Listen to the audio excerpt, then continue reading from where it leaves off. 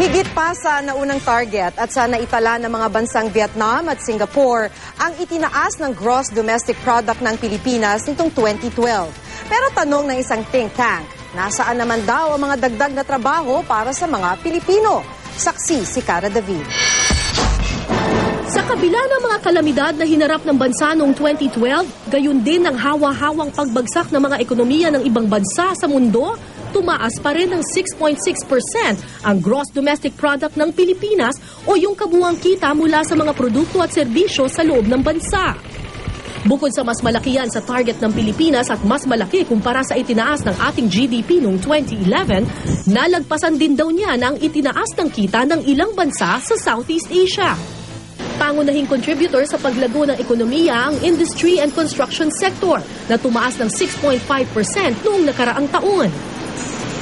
Lumaki rin ang kita ng mga BPO and services sector kung saan kabilang ang mga call center agent sa kabila ng pangambang maaapektuhan nito ng lumalakas na piso.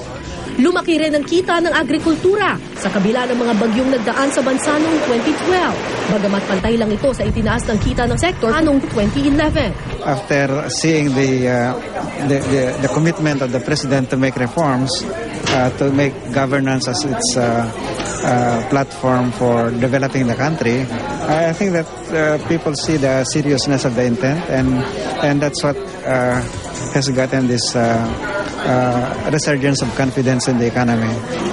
Pero di tulad ng mga BPO, tumamlay ang export sector sa paglakas ng piso kontra dolyar dahil mula sa ibang bansa mga nagbabayad nilang kliyente. Imports become cheaper rather than local production. Our industries will slow down on their absorption of labor, so they will employ less and simply just import the goods, no? Pero ayon sa think tank na Ibon Foundation, hindi naman daw nadagdagan ng lumagong ekonomiya ang trabaho sa bansa. Nadagdagan pa nga ng 50,000 ang walang trabaho at ng mahigit 300,000 ang underemployed. Sabi naman ng NEDA, umaasa ang gobyerno na mararamdaman na ang epekto ng patuloy na pagpapalakas ng gobyerno sa ating mga infrastruktura na magpaparami raw sa mga namumuhunan sa bansa na siya naman daw magdadala ng dagdag na trabaho. To accelerate spending in infrastructure,